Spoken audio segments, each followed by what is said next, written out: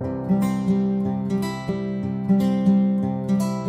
Everyone, welcome to our YouTube channel Genesis Edition. तो आज के सेशन में हम लोग एनटीपीसी में मैथ की जो भी क्वेश्चन है, पीवाईक्यू क्वेश्चन, उनको हम सॉल्व करेंगे। चलिए हम लोग देखते हैं कि प्रीवियस ईयर में किस टाइप के क्वेश्चन पूछे गए हैं, ताकि हमको आने वाले शिफ्ट में या जो आने वाले एग्जाम है उससे हमको एक आइडिया मिल सके कि किस टाइप का क्वेश्चन आ सकता है और हमारी प्रैक्टिस जो है और बेहतर हो सके। ठीक है, तो चलिए ज्यादा टाइम वेस्ट ना करते हुए डायरेक्ट क्वेश्चन की तरफ बढ़ते हैं। तो ये हमारा क्वेश्चन नंबर 1। क्वेश्चन नंबर 1, ये जो क्वेश्चन है आपका कंपाउंड इंटरेस्ट का क्वेश्चन है। क्वेश्चन में ये कह रहा है कि a man borrows 2460 to be paid back with compound interest at the rate of 5% per annum by the end of 2 years in equal instalment.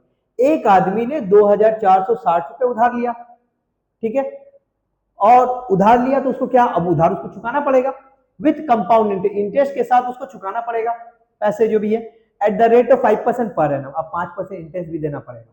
ठीक है, देखो क्या होगा कि प्रिंसिपल तो देगा ही देगा रिटर्न ना, 5% इंटरेस्ट के साथ भी उसको देना पड़ेगा bye the end of 2 years. और ये चुकाना कब है? 2 साल में चुकाना है इन इक्वल इंस्टॉलमेंट। अब ये चुकाना कैसे? इक्वल इंस्टॉलमेंट में पैसा देंगे, मतलब पहले साल में कुछ अमाउंट दूंगा, फिर दूसरे साल में कुछ अमाउंट दूंगा, इस तरह एट दी एंड 2 साल बाद मेरा क्या हो जाएगा, सभी के सभी पैसे मैं दे दूंगा।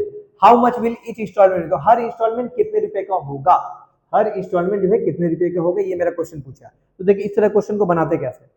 सबसे पहले आप लिखो rate of interest. Rate of interest कितना? 5%। 5% का मतलब कितना होगा? फ्रैक्शन में वैल्यू कन्वर्ट कर लो, 1/20। 5% का मतलब 1/20। अब ये 1/20 का मतलब क्या है? 1/20 का मतलब ये हो रहा है कि अगर मैं प्रिंसिपल को 20 कंसीडर करूं, यानी अगर प्रिंसिपल मैंने 20 रुपए अगर उधार लिया तो उस पर क्या करना पड़ेगा, मुझे 1 रुपए का कंपाउंड इंटरेस्ट भरना पड़ेगा। 1 रुपए का कंपाउंड इंटरेस्ट भरना पड़ेगा।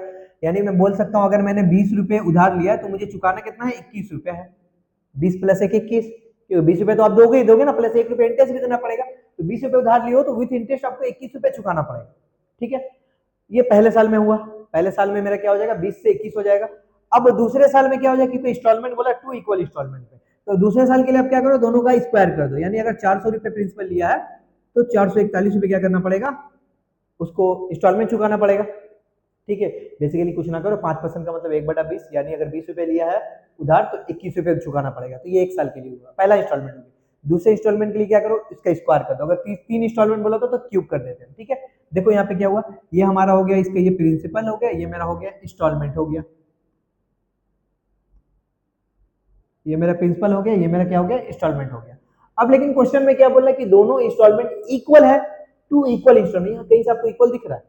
इक्वल कर देंगे, 21 से 441 इक्वल नहीं है, तो इक्वल बनाओ आप। तो इक्वल बनाने के लिए इसको मैं क्या करूंगा, 21 से मल्टीप्लाई करूंगा, क्योंकि 21 का स्क्वायर है तो इधर भी कर दो इक्वल। इससे मल्टीप्लाई करूंगा 21 से, क्या ये देखो, ये 441 हो जाएगा, ये भी 441 हो जाएगा। दैट मींस मेरा इंस्टॉलमेंट इक्वल हो गया। अब 21 को 20 से मल्टीप्लाई करोगे तो होगा 420 होगा, तो ये तो 400 ही है। इन दोनों को ऐड कर दोगे तो कितना आ जाएगा, 820 यूनिट। ये मेरा क्या हो जाएगा, प्रिंसिपल हो जाएगा। और मेरा जो ये है इक्वल इंस्टॉलमेंट कितना हो जाएगा, 441 यूनिट हो जाएगा। जबकि क्वेश्चन में मेरा दिया गया है क्या, कि जो मेरा प्रिंसिपल उधार कितना लिया, 2460 रुपए दिया, तो मैं बोल सकता हूँ 820 यूनिट का मतलब ही होगा 2460 रुपए। एक यूनिट का वैल्यू निकाल दो आप, एक यूनिट का मतलब कितना होगा, आप डिवाइड कर दोगे 2460 को 82, 820 से डिवाइड करो, 0 0 कैंसिल आउट। इसको तो 3 दफा नहीं जा रहा, 3 दूना 6, 3 आड़ी 24, तो इसका मतलब 3 बार जा रहा। ठीक है, तो 1 यूनिट का मतलब 3 रुपया हुआ। तो मुझसे पूछा है कि इंस्टॉलमेंट की वैल्यू क्या है, ईच इंस्टॉलमेंट कितना रुपए की इक्वल है। तो ईच इंस्टॉलमेंट पता है मुझे 441 यूनिट के इक्वल है, और 1 यूनिट का मतलब 3 रुपया है। तो 441 को 3 से मल्टीप्लाई करो, 3 1 3, 3 4 12, 3 4 12 प्लस 1 13। तो मेरा इसका मतलब मेरा इंस्टॉलमेंट जो होगा 1323 रुपए की इक्वल होगा, जो कि ऑप्शन नंबर है डी। ठीक है, आसान था। चलो आगे बढ़ते क्वेश्चन नंबर 2 की तरफ। Question number 2, two cyclist start from the same place and go in opposite direction. बोला दो साइकिलिस्ट है, दो साइकिल चलाने वाले लोग हैं, दोनों एक जगह से शुरू करते हैं, एक पॉइंट से शुरू करते हैं, और दोनों ऑपोजिट डायरेक्शन में क्या करते हैं, जाते हैं या भागते हैं। One goes towards the north at the speed of 14 kilometre per hour and the other goes towards the south at 21 kilometre per hour. देखिए मान लेते हैं कि ये पॉइंट है, इस पॉइंट पर दो साइकिल सवार है, दो साइकिल चला रहे, दो साइकिलिस्ट है, दोनों शुरू करते हैं। अब यहां से एक क्या होता है, एक पॉइंट एक नॉर्थ की तरफ जा रहा है, एक साउथ की तरफ जा रहा है, दोनों ऑपोजिट डायरेक्शन में जा रहे हैं। ये इधर जा रहा है, ये इधर जा रहा है, ठीक है। और जो नॉर्थ की तरफ जा रहा है उसका स्पीड कितना 14 किलोमीटर पर आवर है, साउथ की तरफ जा रहा है उसका स्पीड है 21 किलोमीटर पर आवर। इसका मतलब इस पॉइंट से दोनों शुरू कर रहे हैं, इस पॉइंट से जो नॉर्थ की तरफ जा रहा है 1 घंटा में 14 किलोमीटर दूर जा रहा है, इस पॉइंट से जो साउथ की तरफ जा रहा है 1 घंटा में 21 किलोमीटर दूर जा रहा है। तो मुझे बताओ तो दोनों 1 घंटा में कितना किलोमीटर जाएंगे, दोनों मिलकर, ये 1 घंटा में 14 किलोमीटर गया, 1 घंटा में 21 किलोमीटर गया, तो दोनों मिलकर क्या करेंगे 1 घंटा में 14 प्लस 21 35 किलोमीटर दूर जाएंगे। तो इसी को तो ही कहते हैं रिलेटिव स्पीड। रिलेटिव स्पीड का मतलब क्या होता है, जब दो पर्सन है, देखो ठीक है, दो पर्सन दोनों अगर सेम डायरेक्शन में जा रहे हैं, ठीक है, तो अगर इसका स्पीड s1 इसका स्पीड s2 है, तो रिलेटिव स्पीड क्या होता है, माइनस कर जाते हैं s1 माइनस s2। अब दो पर्सन है दोनों ऑपोजिट, ये एक इस डायरेक्शन में आ रहा है, एक इस डायरेक्शन में जा रहा है, तो इस केस में रिलेटिव जो हमारा r स्पीड होगा वो क्या होगा, अगर ये s1 है ये s2 है, तो s1 प्लस s2। इसको मैं आपको एक बार एग्जांपल देता हूँ। मान लो आप लोगों ने में से मैक्सिमम लोगों ने लोकल ट्रेन में सफर किया होगा। लोकल ट्रेन में क्या होती है, एक अप की ट्रेन होती है, एक डाउन की ट्रेन होती है, ठीक है। एक नंबर में जाने वाली जो ट्रेन रहती है वो अप में जाती है, दो नंबर में जाने वाली ट्रेन डाउन में जाती है। अब मान करो कि एग्जांपल समझो, ठीक है, उसके इसी की तरह 3 4 भी होते हैं, 3 में डाउन अप होता है और 4 में डाउन होता है, ठीक है। अब मान लो कि दो ट्रेन है, एक ट्रेन 1 नंबर से जा रही है, एक दूसरी ट्रेन है 3 नंबर से जा रही है लोकल ट्रेन, तो दोनों इसका मतलब सेम डायरेक्शन में जा रही है, तो सेम डायरेक्शन में जाती है, दो ट्रेन जाती है, ऐसा नहीं लगता कि आप अगर आप ट्रेन प्लेटफॉर्म नंबर जो 1 है उससे जो ट्रेन जा रही है, और एक बंदा जो है प्लेटफॉर्म नंबर जो 3 से ट्रेन जा रही है उसमें बैठा हुआ है, तो एक में बैठा हुआ अगर 3 वाले को देखेगा तो क्या लगेगा, ट्रेन बहुत स्लो जा रही है, क्योंकि अगर दोनों सेम डायरेक्शन में जा रही है, ठीक है। एक्चुअल में होता क्या ना, वो रिलेटिव स्पीड हो जाता है, दोनों ट्रेन का स्पीड क्या होता है माइनस में हो जाता है, इसीलिए मुझे लगता है क्या दोनों ट्रेन स्लो चल रही है, ठीक है। जबकि वहीं पे क्या होता है, एक ट्रेन अगर जा रही है 1 नंबर पे, दूसरी ट्रेन जा रही है 2 नंबर पे, तो दोनों ऐसा यानी अपोजिट डायरेक्शन में, तो ऐसा लगता है बहुत फास्ट फास्ट जा रही है, लेकिन एक्चुअल में फास्ट होता नहीं है, नॉर्मल स्पीड से ही चल रही होती है। लेकिन जब अपोजिट डायरेक्शन में दो ट्रेन जा रही होती है ना, तो दोनों का स्पीड ऐड हो जाता है, जबकि सेम डायरेक्शन में दोनों का स्पीड माइनस हो जाता है, इसीलिए बोला जाता है इनको रिलेटिव स्पीड, ठीक है। तो यहाँ पे देखो दोनों क्या है, ऑपोजिट डायरेक्शन जा रही है, एक ऊपर की तरफ जा रहा है, दूसरा नीचे की तरफ जा रहा है, तो इसका मतलब यहाँ पे रिलेटिव स्पीड क्या होगा, relative speed 14 plus 21 equal to 35 kilometre per hour, यानी 1 घंटा में दोनों मिलकर 35 किलोमीटर दूर जाते हैं, ठीक है। How long do they take to be 43.75 kilometre apart. अब क्या बोला क्वेश्चन में, क्वेश्चन में ये बोल रहा है कि दोनों कितनी देर बाद दोनों के बीच का जो डिस्टेंस होगा वो 43.75 किलोमीटर हो जाएगा। तो 1 घंटा में दोनों के बीच का डिस्टेंस कितना हो रहा है, 35 किलोमीटर हो रहा है। तो मुझसे क्या पूछ रहा है कि 43.75 किलोमीटर होने में कितना समय लगेगा, तो टाइम कितना लगेगा, तो बताओ। तो टाइम दोनों को डिवाइड कर दो, 43.75 से 35 को डिवाइड, इसको 35 से डिवाइड कर दो, अरे 1 घंटा 35 किलोमीटर दूर जा रही है ना, तो हमसे बोला कि इतना किलोमीटर दूर जाने में कितना समय लगेगा, तो इतना किलोमीटर दूर जाने में कितना समय लगेगा, उसको डिवाइड कर दो, भाग कर दो। अब देखो इसको मैं क्या कम करता हूँ ना, डेसिमल हटा देता हूँ, ठीक है, ये हो। अच्छा देखो ये जो आंसर आएगा ना, ये आंसर हमारा आएगा आवर में आएगा, ठीक है। लेकिन आंसर एग्जाम क्वेश्चन में ऑप्शन में देखो तो मिनट में दिया हुआ है। इसका मतलब एक काम करते हैं, पहले डेसिमल हटाते हैं, 4375 डिवाइडेड बाई 35 इंटू 100। इसके बाद मैं क्या करता हूँ 60 से मल्टीप्लाई करके मिनट में कन्वर्ट कर देता हूँ। चलो इसको 7 से काटो, 7 5 45, 7 6 42, 7 दूनी 14, 7 5 35, ठीक है। अब 1 0 1 0 आप काट सकते हो, 5 से काट लो, 5 से काटोगे 625 को कितना हो गया 125, फिर 5 से काटोगे तो कितना 5 दूनी 10, 5 से काटोगे 25, फिर 2 से काट दो, 6 को 2 3 6, 25 से 75 यानी 75 मिनट लगेंगे। 75 मिनट में क्या होगा, दोनों के बीच का डिस्टेंस 43.75 किलोमीटर हो जाएगा। ये आसान था, रिलेटिव स्पीड का कॉन्सेप्ट था, ठीक है। चलो आगे बढ़ते हैं, question number 3। If the radius of A sphere is increase by 50%। अब क्या कह रहा है कि एक स्फीयर है, उस स्फीयर का रेडियस क्या हो रहा है 75% इंक्रीज हो जा रहा है, then the surface area of the new sphere will be. तो अब बोला कि एक स्फीयर का रेडियस 50% इंक्रीज हो गया, रेडियस इंक्रीज हो गया, तो हमसे कह रहा then the surface area of the new sphere will be, जो नया स्फीयर बनेगा, तो नया स्फीयर का जो सरफेस एरिया होगा will be dash of the surface area of the original sphere. तो नए स्फीयर का जो सरफेस एरिया होगा वो ओरिजिनल वाले सरफेस एरिया का कितना गुना होगा या कितना परसेंट होगा, ये पूछ रहा हमसे, कितना परसेंट होगा हमसे ये पूछ रहा है, ठीक है। देखो एग्जांपल, मान लो कि एक स्फीयर है, तो स्फीयर का रेडियस होता है अब स्फीयर का अगर मैं रेडियस को बढ़ा दूं तो रेडियस को बढ़ा दूंगा तो स्फीयर भी तो बढ़ जाएगा ना, स्फीयर का साइज भी बढ़ जाएगा, तो रेडियस को बढ़ा दोगे स्फीयर का साइज भी बढ़ जाएगा। तो वही बोल रहा है कि इसका जो सरफेस एरिया होगा, जैसे ही मैं रेडियस को बढ़ाऊंगा तो इसका जो सरफेस एरिया होगा इसका कितना परसेंट होगा ओरिजिनल वाले की, ये ओरिजिनल वाला है और ये इंक्रीज है, मतलब बढ़ाने के बाद जो आया, तो बढ़ने के बाद रेडियस बढ़ने के बाद जो स्फीयर का सरफेस एरिया वो जो ओरिजिनल वाले सरफेस एरिया का कितना परसेंटेज होगा, ये पूछ रहा हूँ। ठीक है, चलो देखते हैं। सबसे पहले आपको ये पता होना चाहिए कि सरफेस एरिया होता क्या है एक स्फीयर का। स्फीयर के सरफेस एरिया का फार्मूला होता है 4 पाई आर स्क्वायर। ठीक है, स्फीयर का सरफेस एरिया होता है 4 पाई आर स्क्वायर। तो बनाते हैं, बोला कि स्फीयर का सरफेस एरिया 50% इंक्रीज कर जा रहा है, रेडियस इंक्रीज कर रहा है, तो 50% का मतलब फ्रैक्शन वैल्यू 1/2 होगा। रेडियस 50% इंक्रीज कर रहा है, इसका मतलब अगर मैं रेडियस को अज्यूम करता हूं कि रेडियस पहले 2 यूनिट था, तो अभी रेडियस क्या हो जाएगा, 1 यूनिट बढ़ गया। तो बोल सकता हूं ना, पहले अगर रेडियस जो था, यहां लिखता हूं रेडियस, यहां लिखता हूं सरफेस एरिया, पहले अगर रेडियस 2 यूनिट था तो अभी रेडियस कितना हो जाएगा, 3 यूनिट हो जाएगा। रेडियस पहले का 2 यूनिट था, अभी तो अभी 3 यूनिट हो जाएगा, क्योंकि 50% बढ़ गया ना, 2 से 3 हो गया। तो अगर रेडियस अगर पहले 2 था तो सरफेस एरिया कितना, सरफेस एरिया का फार्मूला था 4 पाई आर स्क्वायर। ठीक है, 4 पाई आर स्क्वायर, तो लिखो 4 पाई आर स्क्वायर का मतलब कितना होगा, 2 का स्क्वायर। ये नहीं दिख रहा ना, शायद लाइट है थोड़ा कलर, चलो पेन का ये चेंज करता हूँ, रेड लेते हैं। तो सरफेस एरिया का फार्मूला क्या था, 4 पाई आर, आर का मतलब 2 है, तो 2 का स्क्वायर कर लो। अभी रेडियस 3 है, तो अभी सरफेस एरिया कितना होगा, 4 पाई इंटू 3 का स्क्वायर, तो कर लो कितना होगा, 2 दूनी 4, 4 चौके 16 पाई था पहले सरफेस एरिया, अभी सरफेस एरिया कितना, 3 तरीके 9 चौके 36 पाई है। ठीक है, देखो पहले सरफेस एरिया 16 पाई था, अभी सरफेस एरिया कितना, 36 पाई है। तो हमसे बस ये पूछ रहा है कि जो नए वाले स्फीयर का सरफेस एरिया है वो पुराने वाले स्फीयर का सरफेस एरिया का कितना परसेंटेज है। इसका मतलब 36 जो है ना, 36 पाई जो है 16 पाई का कितना परसेंट है, तो निकाल लो। 36 पाई जो है 16 पाई का कितना परसेंट है, तो 36 पाई में 16 पाई इंटू परसेंटेज के लिए 100 से मल्टीप्लाई कर दो। ठीक है, चलो करते हैं, पाई पाई कैंसिल आउट होगा, इसको 4 से काटते हैं, 4 चौके 16, इसको 4 से काटते हैं 25, इसको 4 से काटते हैं 9 बार, 25 9 225%। इसका मतलब जो नया वाला स्फीयर है आफ्टर इंक्रीजिंग रेडियस, उसका जो सरफेस एरिया होगा ओरिजिनल वाली स्फीयर के सरफेस एरिया का 225% होगा।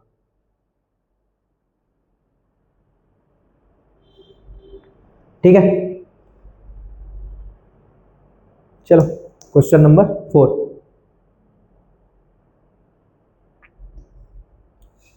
In an examination 28% of the student failed in Hindi.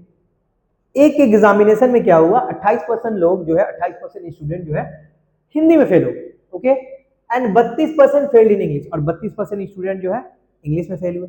चलो इसको मैं बनाता हूँ वेन डायग्राम के थ्रू बनाता हूँ। ठीक है, तो मैं वेन डायग्राम के थ्रू बनाता हूँ। ये है हमारा हिंदी और ये है इंग्लिश है। हिंदी में कितने बच्चे फेल हुए, 28%। इंग्लिश में कितने बच्चे फेल हुए, 32%। ठीक है, जबकि दोनों में कितने स्टूडेंट फेल हुए, तो 20 स्टूडेंट ऐसे हैं, 20% जो कि हिंदी में भी फेल हुए, इंग्लिश में भी फेल हुए।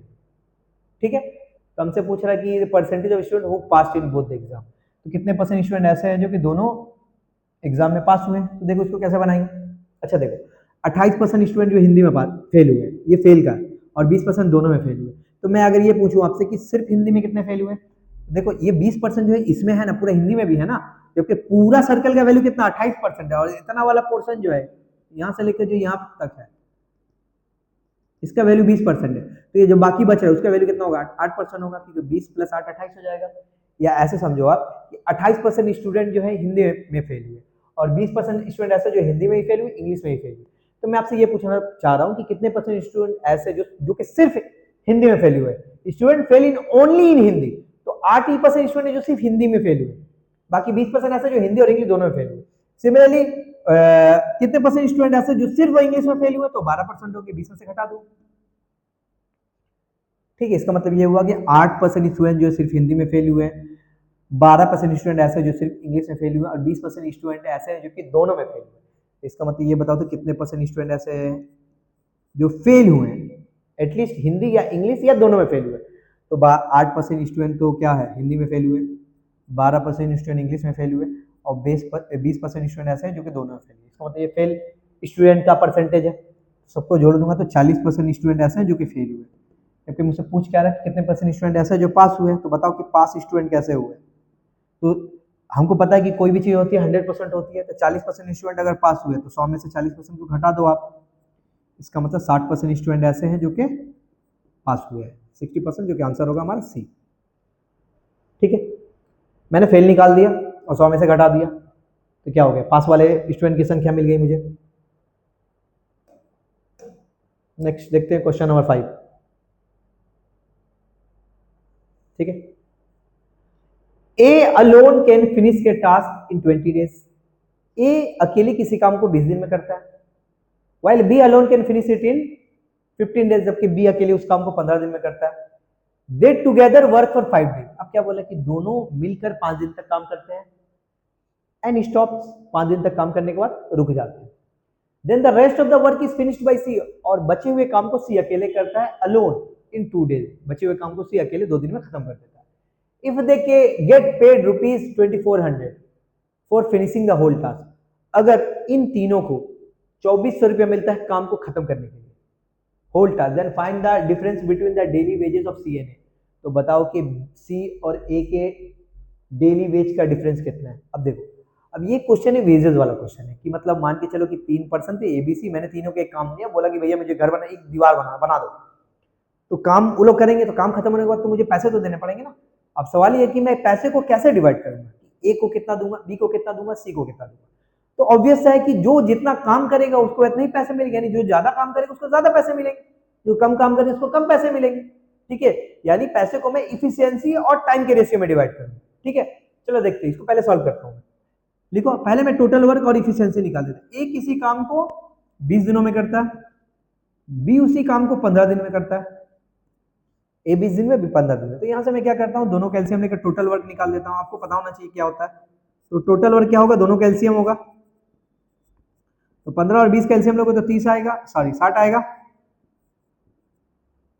इफिशियंसी क्या होगी, एक ही 60 को अगर 20 से डिवाइड करोगे तो 3, 60 को 15 से डिवाइड करोगे 4, इसका मतलब एक इफिशियंसी 3 है, यानी ए एक दिन में 3 यूनिट काम करता है। तो इसी तरह 20 दिन में 20 या 60 यूनिट काम कंप्लीट कर लेता है। सिमिलरली बी एक दिन में 4 यूनिट काम करता है, 15 दिन में पूरा 60 यूनिट काम कंप्लीट कर लेता है। ठीक है, अब क्या बोला कि दोनों ने 5 दिन तक काम किया, ए और बी ने। ए अकेले एक दिन में कितना काम, देखो इफिशियंसी आपको बेसिक तो पता होना चाहिए। इफिशियंसी का मतलब जो एक दिन में जितना काम किया जाता है, यूनिट टाइम में जो जितना काम करता है वही उसका इफिशियंसी होता है। तो ए एक दिन में 3 यूनिट काम करेगा, बी एक दिन में 4 यूनिट काम करेगा, तो दोनों मिलकर एक दिन में कितना यूनिट काम करेंगे, 3 + 4 7 यूनिट काम करेंगे। तो ए और बी दोनों मिलकर 5 दिन तक काम कर रहे हैं, तो एक दिन में 7 यूनिट काम करेंगे, तो 5 दिन में कितना यूनिट काम करेंगे, बोलोगे 35 यूनिट। ठीक है, 35 यूनिट काम करते हैं, और जबकि मेरा टोटल काम कितना है, 60 यूनिट है। 60 यूनिट में से 35 यूनिट काम को ए और बी दोनों ने मिलकर खत्म कर दिया, तो बचा कितना, तो आप बोलोगे कि रिमेनिंग वर्क जो है वो है 60 में से 35 को घटा दो, 25 यूनिट। 25 यूनिट काम मेरा क्या है, रिमेनिंग वर्क है। ठीक है, 5 दिन तक करते हैं, 4 3 5। अब ये रिमेनिंग काम को करता कौन है, सी करता है। सी कितने दिनों में करता है, 2 दिनों में करता है। तो सी का इफिशियंसी निकाल लो। सी का इफिशियंसी कितना होगा, टोटल वर्क को टाइम से डिवाइड कर दो। ठीक है, तो सी की क्या हो जाएगी, इफिशियंसी हो जाएगी 12.5। ठीक है, 12.5 यूनिट सी की इफिशियंसी हो जाएगी, यानी सी एक दिन में 12.5 यूनिट काम करेगा। ओके, एक दिन में 3 यूनिट काम करता है, बी एक दिन में 4 यूनिट काम करता है। ओके, अब बोला है दोनों के तीनों में क्या करना है, मुझे 2400 रुपए को बांटना है। तो मैं ये निकाल देता हूँ कि ए को कितना रुपया मिलेगा, बी को कितना रुपया मिलेगा, सी को कितना रुपया मिलेगा। चलो मैं तीनों का वेजेस अब निकालता हूँ। ठीक है, तीनों का वेजेस निकालते हैं, ए बी सी। ठीक है, देखो ए ने, ए का इफिशियंसी कितना है 3, बी का 4, सी का 12.5। ठीक है, मतलब ए ने एक दिन में 3 यूनिट काम करेगा, बी एक दिन में 4 यूनिट काम करेगा, सी एक दिन में 12.5 यूनिट काम करेगा। अब ए ने कितना दिन काम किया, तो आप बोलोगे ए ने 5 दिन काम किया, इसका मतलब ए ने 15 यूनिट टोटल काम किया। बी ने भी तो 5 ही दिन काम किया ना, यानी बी ने 20 यूनिट काम किया, और सी ने कितना काम किया, 2 यूनिट काम, 2 दिन काम किया, यानी सी ने 25 यूनिट काम किया। सबको जोड़ दोगे 60 यूनिट काम आ जाएगा। ठीक है, सभी को मल्टीप्लाई कर दो। सभी को अगर मल्टीप्लाई में करूंगा कितना आएगा, ये 15, ये 20, ये 25, इन तीनों का रेशियो ले लो आप, तीनों का रेशियो ले लो, 5 से काटो, 5 से 15, 5 चौकी 20, 5 5 से 25। इसका मतलब ए को कितना रुपया मिलेगा, 3 यूनिट मिलेगा, बी को कितना रुपया मिलेगा, 4 यूनिट मिलेगा, सी को कितना मिलेगा, 5 यूनिट मिलेगा। तो तीनों को जोड़ो तो 3 + 4 + 5 कितना हुआ, 3 4 7 5 12। ठीक है, तो तीनों को टोटल कितना अमाउंट मिलना चाहिए, 12 यूनिट मिलना चाहिए, जबकि तीनों को मिल कितना रहा है रुपया, टोटल 2400 रुपये। तो 12 यूनिट का मतलब 2400 रुपया होगा। एक यूनिट का मतलब कितना होगा, तो एक यूनिट को 1200, 2400 को 12 से डिवाइड करेगा तो 12 दूना 24 यानी 200 रुपया होगा। ठीक है, एक यूनिट का मतलब 200 रुपया होगा। तो अगर एक यूनिट का मतलब 200 रुपया, तो ए को कितना रुपया मिलेगा, तो आप बोलोगे कि ए को मिलेगा 12 तिहाई 3600। ठीक है, ए को कितना मिलेगा, तो ए को मिलेगा 12 तिहाई 3600। अरे अरे सॉरी,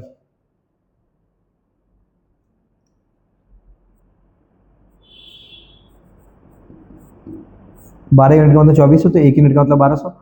अब यहाँ पे कितना 3 है, एक यूनिट का मतलब 200 अगर रुपया, तो 3 यूनिट का मतलब कितना होगा, तो 3 से मल्टीप्लाई कर दो 200 के, यानी ए को मिलेगा 600 रुपया, बी को कितना मिलेगा 200 × 400, बी को मिलेगा 800 रुपये, सी को कितना मिलेगा, सी को मिलेगा 1000 रुपये। तीनों को जोड़ो तो देखो यानी 2400 रुपये हो जाएगा। ए को इतना रुपये मिला, बी को इतना रुपये मिला, सी को इतना रुपये मिला। ठीक है, अच्छा देखो अब सी को जो इतना रुपये मिल रहा, ए को जो इतना रुपया मिला वो ए का 5 दिन का अमाउंट है, क्योंकि ए ने 5 दिन तक काम किया। बी को जितना रुपया मिल रहा है, ये बी का भी 5 दिन का अमाउंट है, और सी का जो इतना मिल रहा है वो सी का 2 दिन का अमाउंट है। ठीक है, मुझे बी सी सॉरी बी का नहीं लेना था, तो हमसे क्या बोला कि find the difference between the daily wages of C and A. C और ए के एक दिन की कमाई का डिफरेंस बताओ, एक दिन की कमाई का डिफरेंस। ठीक है, सी ने जो है 1000 रुपये कितना दिनों में कमाया, तो आप बोलोगे कि एक दिन 2 दिन में कमाया। तो एक दिन में सी कितना कमाएगा, तो आप बोलोगे एक दिन में 500 रुपये कमाएगा। ए बोला ए ने टोटल 600 रुपये कमाया, ए ने 600 रुपये कितना दिन तक कमाया, 5 दिन में कमाया। तो एक दिन में ए कितना कमाएगा, 600 को 5 से डिवाइड करोगे तो कितना आएगा, 120 रुपये होगा। इसका मतलब सी एक दिन में 500 रुपये कमा रहा है, ए एक दिन में 120 रुपये कमा रहा है। अब मुझसे बोला है इन दोनों का क्या करो, डिफरेंस बताओ। इन दोनों का डिफरेंस कितना होगा, 380 रुपये होगा। ठीक है, ऑप्शन डी। तो ये अच्छा क्वेश्चन था। ठीक है, 5 क्वेश्चन का, तो आज के सेशन में 5 क्वेश्चन ही रहते हैं। हम लोग क्या करेंगे, थोड़ा थोड़ा छोटे छोटे सेशन करके करेंगे, ताकि आप लोगों को ज्यादा बोर ना लगे और 5 क्वेश्चन करके आप इजीली बना पाओ। ठीक है, तो इस जो सेशन था आज का, 5 बहुत ही बेहतरीन क्वेश्चन थे एनटीपीसी के, और ये मान के चलो आपकी प्रीवियस ईयर जो जितने भी क्वेश्चन है ना, इनमें ये बहुत ज्यादा इंपॉर्टेंट है। ठीक है, तो आप इनको तो अच्छे से थोड़ा रिविजन कर ही लो, ताकि आपके जो आने वाले एग्जाम है, आने वाले जो एनटीपीसी के एग्जाम, इस तरह के आपके क्वेश्चन आपको देखने को मिल सकते हैं। ठीक है, तो अगर आपको ये वीडियो पसंद है तो वीडियो को लाइक कर दीजिएगा। ठीक है, और चैनल को सब्सक्राइब कीजिए। बाकी मिलते हैं हम लोग नेक्स्ट क्लास में। ओके।